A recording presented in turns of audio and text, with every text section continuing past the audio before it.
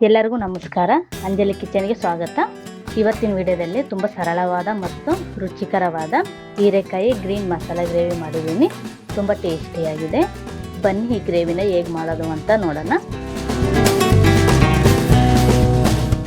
ಮೊದಲೇದಾಗಿ 2 ಹೀರೆಕಾಯಿ ತಗೊಂಡು ಈ ಥರ 2 ಕಡೆನೂ ಕೊಯ್ದು ಸಿಪ್ಪೆ ಎಲ್ಲ ತೆಗೆದು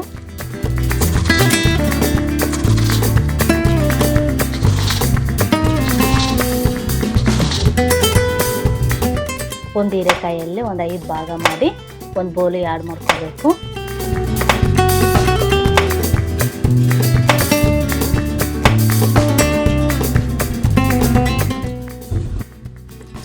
ಆ್ಯಡ್ ಮಾಡಿಕೊಂಡು ಸ್ವಲ್ಪ ನೀರು ಸೇರಿಸ್ಕೊಂಡು ಹೀರೆಕಾಯಿನ ಚೆನ್ನಾಗಿ ವಾಶ್ ಮಾಡ್ಕೊಳ್ಳಿ.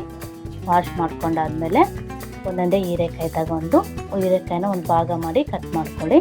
ಎಲ್ಲ ಹೀರೆಕಾಯಿನೂ ಈ ಥರ ಕಟ್ ಮಾಡಿ ಸೈಡ್ಗೆ ಎತ್ತಿಟ್ಕೋಬೇಕು.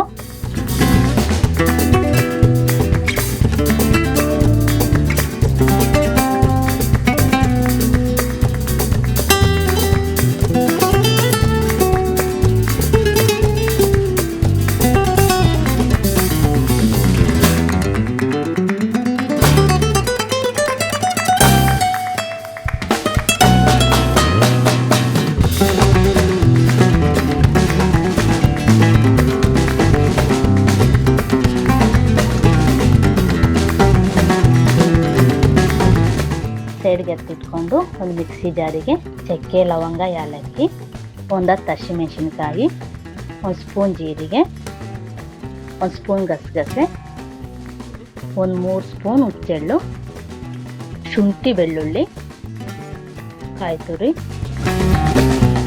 ಹುರಿದಿಟ್ಕೊಂಡಿರೋ ಕಡಲೆ ಬೀಜ, 2 ಸ್ಪೂನ್ ಧನಿಯಾ ಪೌಡ್ರು, 1/4 ಸ್ಪೂನ್ ಅರಿಶಿನ, 1 ಟೊಮೊಟೊ, 1 ಸ್ಪೂನ್ ಉಪ್ಪು, ಸ್ವಲ್ಪ ಕೊತ್ತಂಬರಿ ಸೊಪ್ಪು, ಹಾಗೆ ಸ್ವಲ್ಪ ನೀರು ಸೇರಿಸ್ಕೊಂಡು ನುಣ್ಣಗೆ ಗ್ರೈಂಡ್ ಮಾಡ್ಕೊಳ್ಳಿ.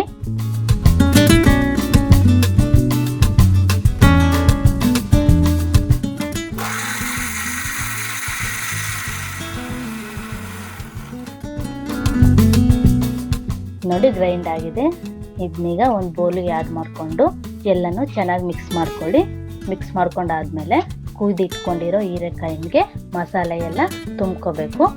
ಎಲ್ಲ ಹೀರೆಕಾಯಿಗೂ ಈ ಥರ ಮಸಾಲೆನ ತುಂಬಿಕೊಂಡು ಸೈಡ್ಗೆ ಎತ್ತಿಟ್ಕೊಳ್ಳಿ.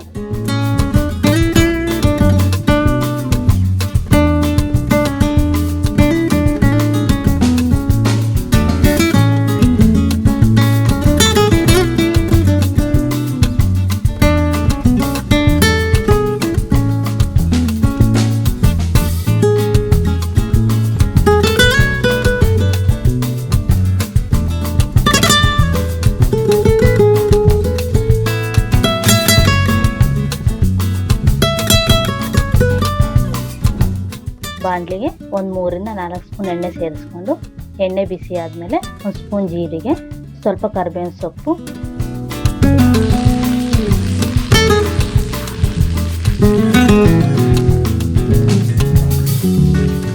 ಹಾಗೆ ಉಳಿದಿರೋ ಮಸಾಲೆನ ಸೇರಿಸ್ಕೊಂಡು ಎಣ್ಣೆಯಲ್ಲಿ ಚೆನ್ನಾಗಿ ಮಿಕ್ಸ್ ಮಾಡ್ಕೋಬೇಕು.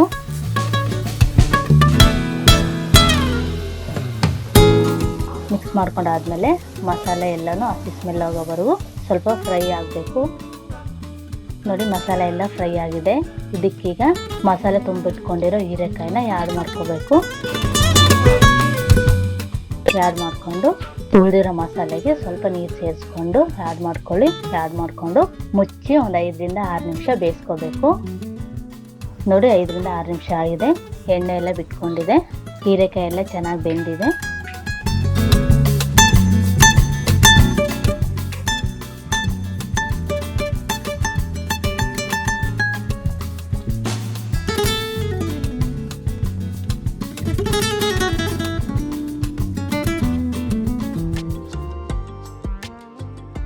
ಇದನ್ನೀಗ ಮುಚ್ಚಿ ಕೆಳಗಿಳಿಸ್ಕೊಳ್ಳೋಣ.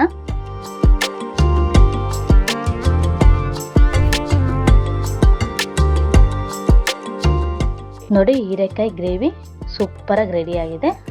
ಇದು ಚಪಾತಿಗೂ ಪೂರಿಗೂ ತುಂಬ ಚೆನ್ನಾಗಿರುತ್ತೆ. ಇದು ಈಸಿಯಾಗಿ ಮತ್ತು ಸರಳವಾಗಿ ಮನೆಯಲ್ಲೇ ಇಂಗ್ರೀಡಿಯೆಂಟ್ಸ್ ಬಳಸ್ಕೊಂಡು ಮಾಡ್ಕೋಬೋದು. ನೀವು ಒಂದ್ಸಲ ಟ್ರೈ ಮಾಡಿ ನೋಡಿ, ಟೇಸ್ಟ್ ಹೇಗಿದೆ ಅಂತ ಕಮೆಂಟ್ ತಿಳಿಸಿ. ವಿಡಿಯೋ ಇಷ್ಟ ಆದರೆ ಲೈಕ್ ಮಾಡಿ, ನಮ್ಮ ಚಾನಲ್ನ ಸಬ್ಸ್ಕ್ರೈಬ್ ಮಾಡ್ಕೊಳ್ಳಿ.